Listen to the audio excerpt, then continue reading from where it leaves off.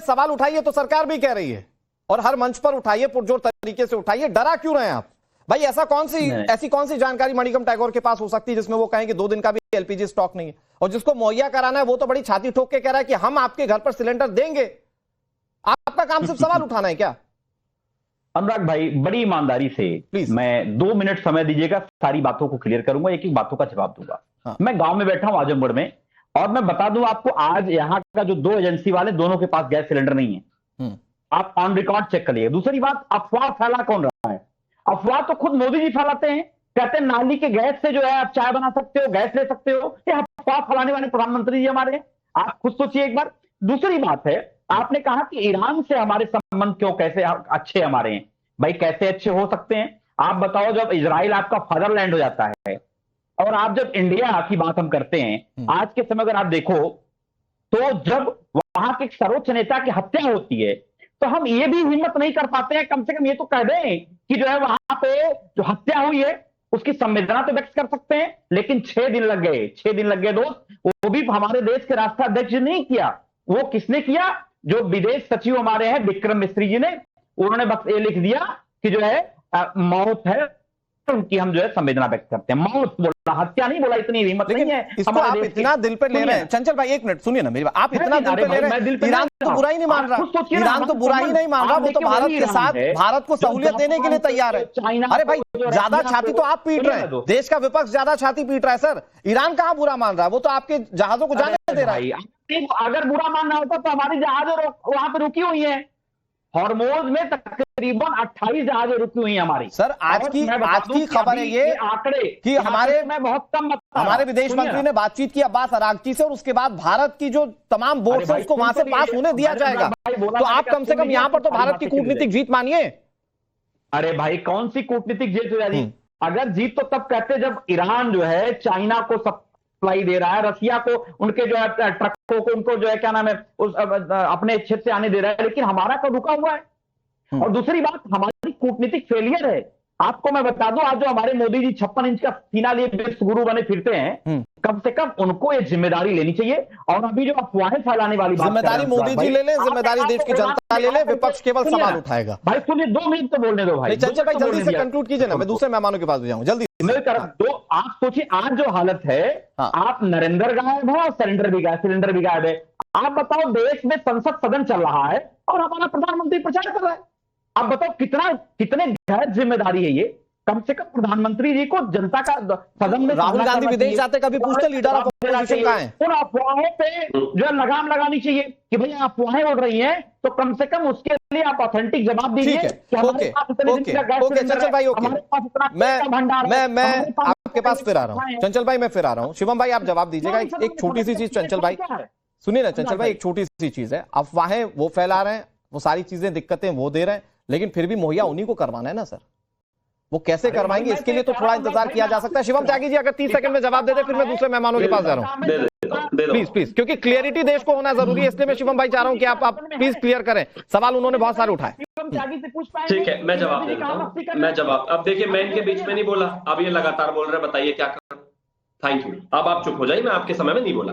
एक तो प्रॉब्लम ये है कि आदरणीय प्रधानमंत्री जी ने जिस विषय पे, जिस प्लेटफॉर्म पर खड़े होकर क्रिएटिविटी की बात करी थी, नाली से गैस की, वो एक इन्वेंशन से संबंधित बात थी। अब उसको यहां पर घुसा के इनको यहां पर फन क्रिएट करना है।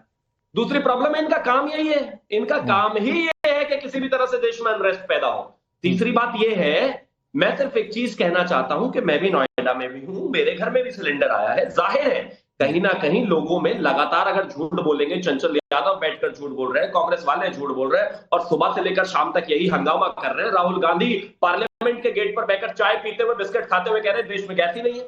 तो जाहिर है लोगों में पैनिक की स्थिति पैदा होगी। मैं इस बात से इनकार भी नहीं कर रहा हूं कि कहीं ना कहीं कुछ चीजें ऐसी जरूर आई है, लेकिन देश में कोई कमी नहीं है। स्टेट ऑफ हॉर्मुज से अभी हमारे 2 जहाज आए हैं तेल के भी। सारी दुनिया हाहाकार मच रही है। कल जिसको चाइना का चाइना करके जिसको अब्बू बना के घूमते हो, उसके पेट्रोल पंप पे हालत देखो क्या हो रखी है। वहां पर लोग 4-4 किलोमीटर लंबी लाइन लगाकर खड़े हुए हैं।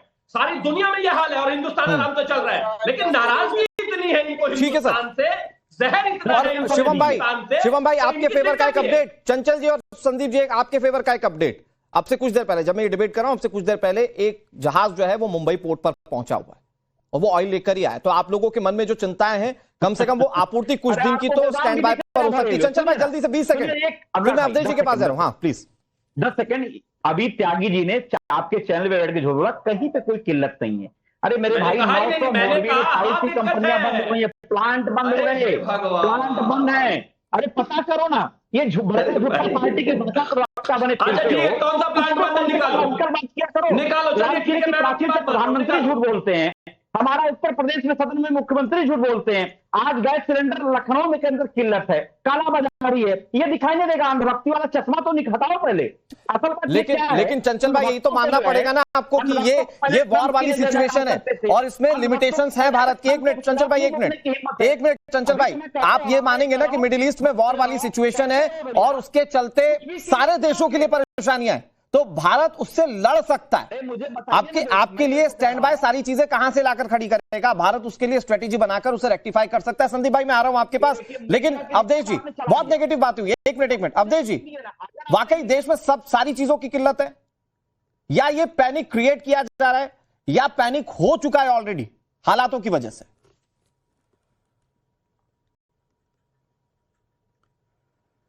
देखिए अनुराग बाबू, जो कुछ दृश्य आया है वो थोड़े बहुत टीवी पर दिखा है, वो थोड़ी चिंता पैदा कर रहा है, लेकिन कुछ फैक्ट्स हैं और कुछ हमारी तैयारी जी। भारत पहले इंटरनेशनल एनर्जी एजेंसी का मेंबर है, 32 देश उसके हैं।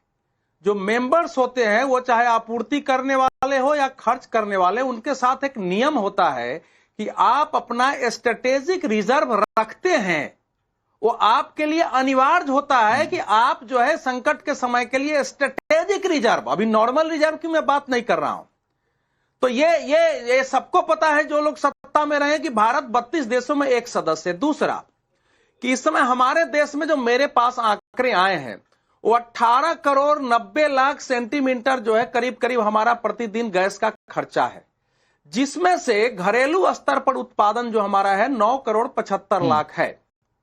तो ये करीब करीब कोई कह रहा है कि 60% हम आयात करते हैं, कोई 55% कर रहा है जी। लेकिन यह है कि इससे जो तनाव हुआ है उससे 4 करोड़ 74 लाख सेंटीमीटर करीब करीब 30% प्रभावित हुआ है। तो कोई अगर युद्ध शुरू हो गया है जिसका नियंत्रण हमारे हाथ में नहीं है, तो उसके लिए देश को उससे जूझने, उससे निपटने की मानसिक तैयारी चाहिए। ये ध्यान रखने की आवश्यकता है, मानसिक तैयारी चाहिए।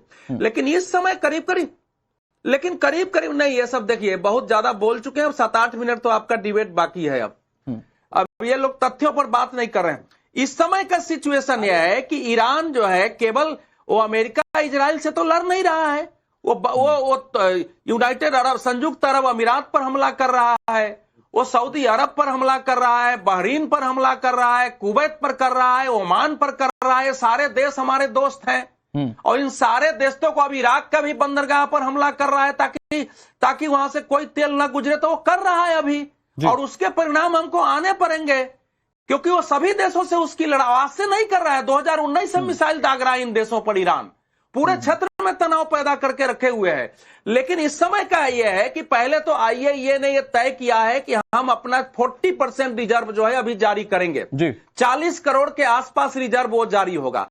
दूसरी जो अभी 2 जहाजों की अनुमति की सूचना दी, 2 से शुरुआत हुई है। 28 जहाज हमारे रुके हुए हैं, 24 फारस की खाड़ी में है, 4 ओमान की खाड़ी में है, वो भी चलने वाले हैं। 40 देशों से भारत ने बातचीत किया है जो दूसरे रास्ते से हमको वहां से आने वाले हैं। तो ये जो इस देश में, लेकिन हाँ हमारे देश में जो काला बाजारी होती है, जिन बेईमानों ने बिना अभी संकट के कि 7 दिन में ही गैस की आपूर्ति इतनी बाधित हो गई, जो संकट पैदा किए हैं, और राज्य सरकारों को उनके विरुद्ध कार्रवाई करनी पड़ेगी, कड़ाई बरतनी पड़ेगी। लेकिन इस देश के इस समय के विपक्ष से हम उम्मीद करें कि ये जिम्मेदारी पूर्वक जो है बयान देंगे और झूठ नहीं फैलाएंगे देश में कि किसी ढंग से देश में उथल पुथल हो, वो कल्पना नहीं कर सकते। आप अपनी बात कहिएगा,